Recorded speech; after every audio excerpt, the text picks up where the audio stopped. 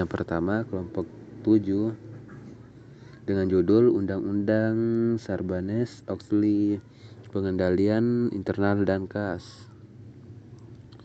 Undang-Undang Sarbanes-Oxley. Sarbanes-Oxley adalah undang-undang paling baru di Amerika yang disahkan pada tanggal 30 Juli 2002. Sox lahir sebagai akibat dari banyaknya skandal seperti Enron, WorldCom yang mengakibatkan para investor hilang kepercayaan atas laporan keuangan dan audit laporan keuangan yang dilakukan oleh auditor. Kedua, tujuan dari SOX adalah untuk melindungi investor melalui peningkatan keakuratan dan kepastian pengungkapan dan laporan keuangan perusahaan. 2. Pengendalian internal. Pengendalian internal control adalah kebijakan dua prosedur yang melindungi aktiva perusahaan dan kesalahan penggunaan, memastikan bahwa informasi yang disajikan akurat dan meyakinkan bahwa hukum serta peraturan telah diikuti.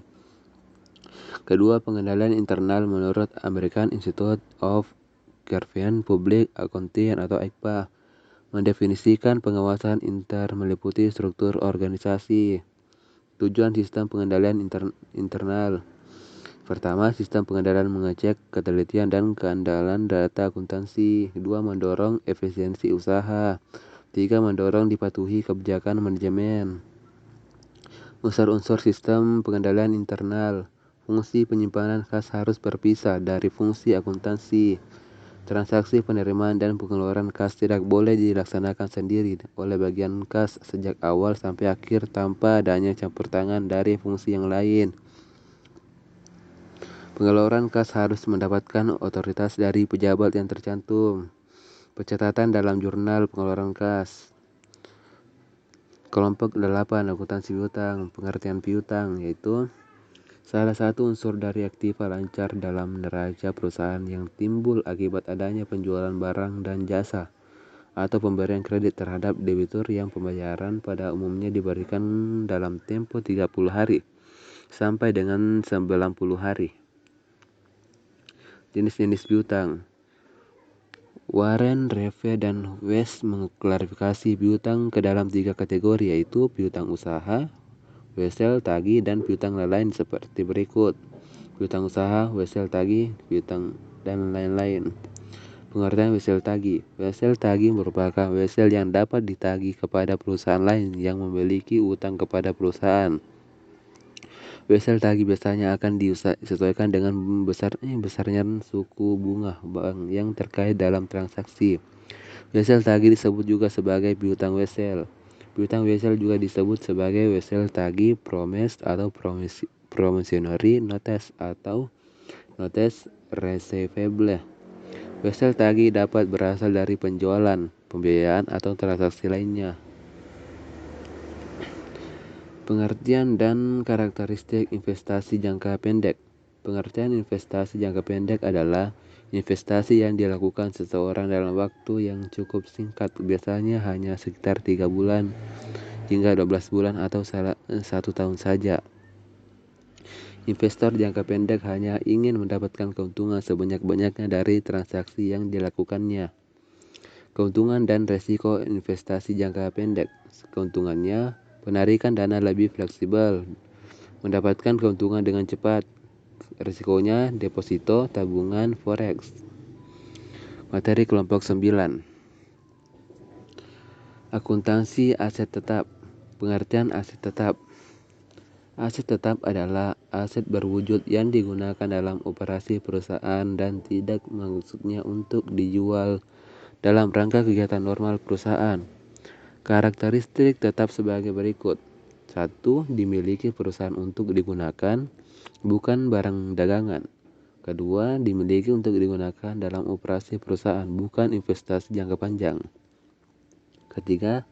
Dimiliki untuk digunakan dalam jangka waktu lebih dari 1 siklus operasi perusahaan, bukan perlengkapan. 4. Memiliki nilai relatif tinggi. Klarifikasi aset tetap. Umumnya aset tetap dibagi dalam 4 kelompok yaitu Satu, tanah seperti tanah yang digunakan tempat berdirinya gedung perusahaan. Kedua, perbaikan tanah seperti jalan seputar lokasi perusahaan yang dibangun perusahaan, tempat parkir, pagar, dan saluran air bawah tanah. Gedung seperti gedung yang digunakan untuk kantor, toko, pabrik, dan gedung. Peralatan seperti peralatan kantor, pabrik, mesin kendaraan, dan meubel. Penentuan harga perolehan aset tetap. Dari beragam aset tetap berwujud untuk tujuan akuntansi dilakukan pengelompokan sebagai berikut. Pertama, aset tetap yang diumumnya seperti tanah untuk lokasi perusahaan, pertanian, dan peternakan. Aset yang tetap umumnya terbatas dan apabila sudah habis masa penggunaannya bisa diganti dengan aset yang sejenisnya, misalnya gedung dan peralatan. Aset tetap umumnya terbatas dan apabila sudah habis masa penggunaannya tidak dapat diganti dengan aset yang sejenis seperti sumber-sumber alam, misalnya tambang dan hutan.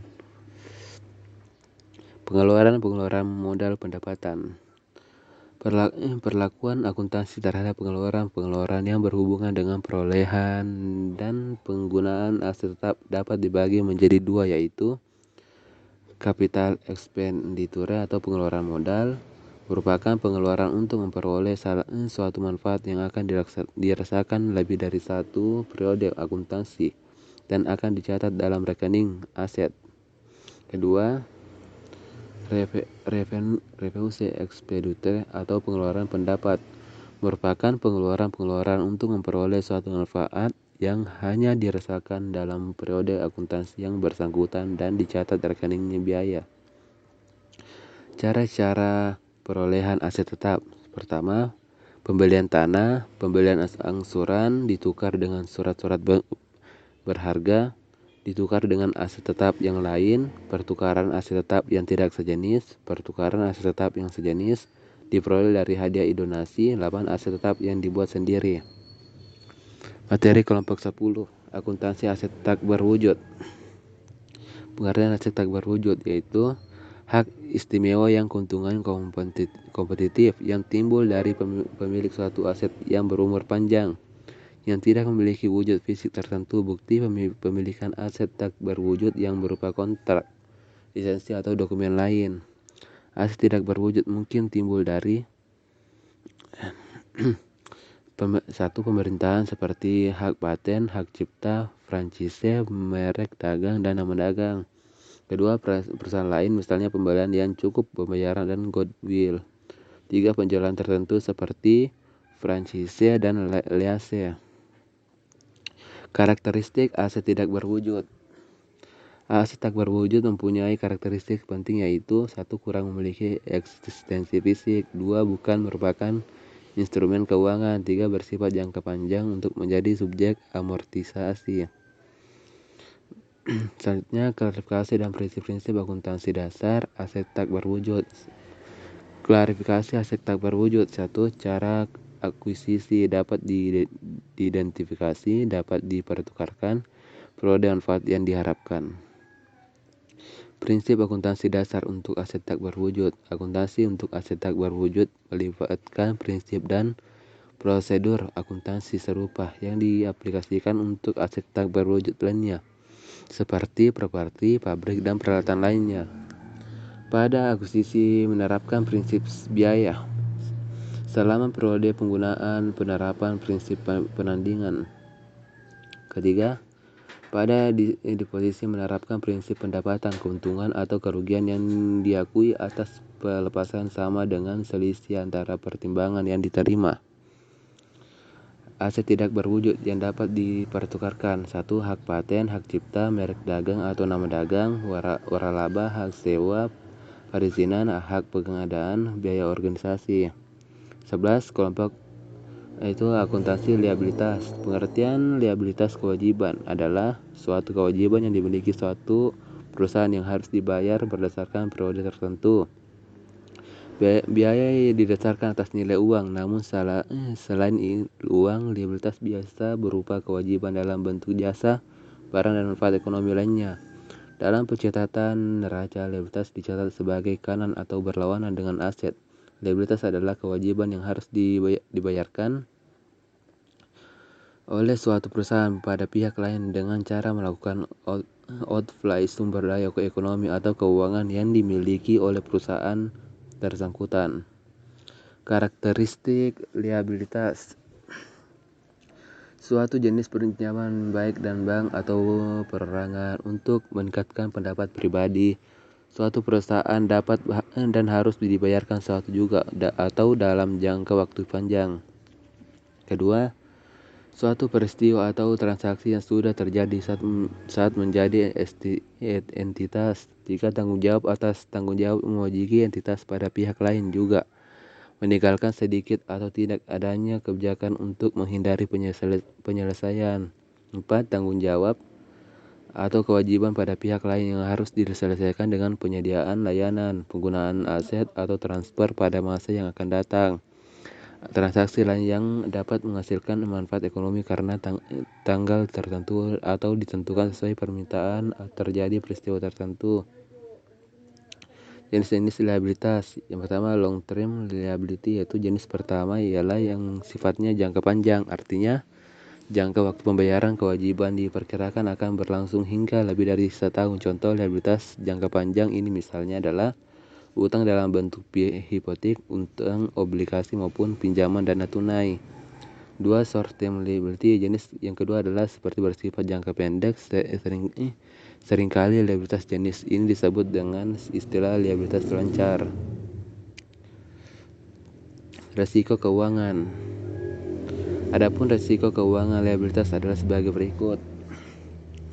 Yang pertama, resiko kas yang dihitung dengan cara kas apapun yang setara dengan kas dibagi liabilitas lancar.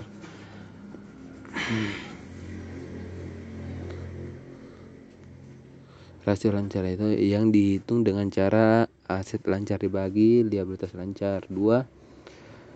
Rasio cepat yang dihitung dengan cara aset lancar dikurangi persediaan dibagi di liabilitas lancar. Selanjutnya kelompok 12, akuntansi pengajian. Pengertian dan tujuan sistem pengendalian inter. Dewan Hardanto. Pengendalian inter diartikan dalam arti sempit. Pengendalian inter disampaikan dengan intercek, yaitu prosedur mekanis untuk memeriksa ketelitian data administrasi, misalnya mencocokkan penjumlahan, mendaftar dan penjumlahan melurus, dan arti luas pengertian inter disamakan dengan manajemen kontrol, yaitu sesuai sistem yang meliputi semua cara-cara yang digunakan oleh pemimpin perusahaan untuk mengawasi dan mengendalikan perusahaan, termasuk di sini unsur-unsur seperti formulir, prosedur, pembukaan dan laporan administrasi, dan standar pemeriksaan intern sebagai sesuai dengan tujuan.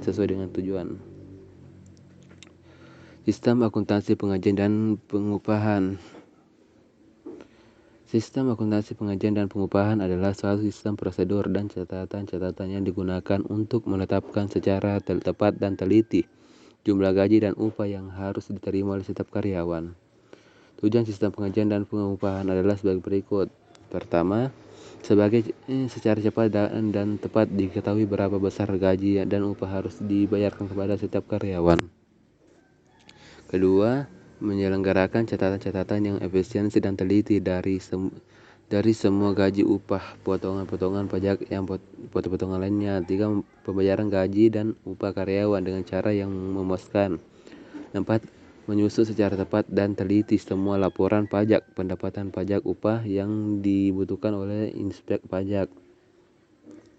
Unit-unit organisasi terkait dalam sistem akuntansi pengajian dan pengupahan. Bagian-bagian yang terkait dalam sistem pengajian dan pengupahan yaitu kepegawaian, pencatatan waktu, gaji dan upah, utang, kas, kartu persediaan, jurnal buku besar, dan laporan. Pencatatan akuntansi dalam sistem akuntansi pengajian yaitu jurnal umum, kartu harga pokok, kartu biaya, kartu jam hadir, pengawasan karyawan. Materi kelompok 13 yaitu akuntansi untuk persekutuan. Persekutuan adalah suatu penggabungan di antara dua orang atau lebih untuk memiliki bersama dan menjalankan suatu perusahaan untuk mendapatkan keuntungan atau laba.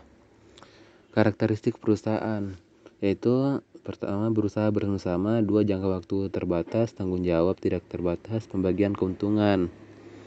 Bentuk-bentuk perusahaan yaitu persekutuan berdagang, 2, persekutuan jasa-jasa, 3, persekutuan umum, 4, persekutuan terbatas atau limit, 4, joint stock and companies. Perjanjian dalam persekutuan. Dalam persekutuan tentu harus ada perjanjian sebagai dasar penganggaran pembentuk suatu persekutuan.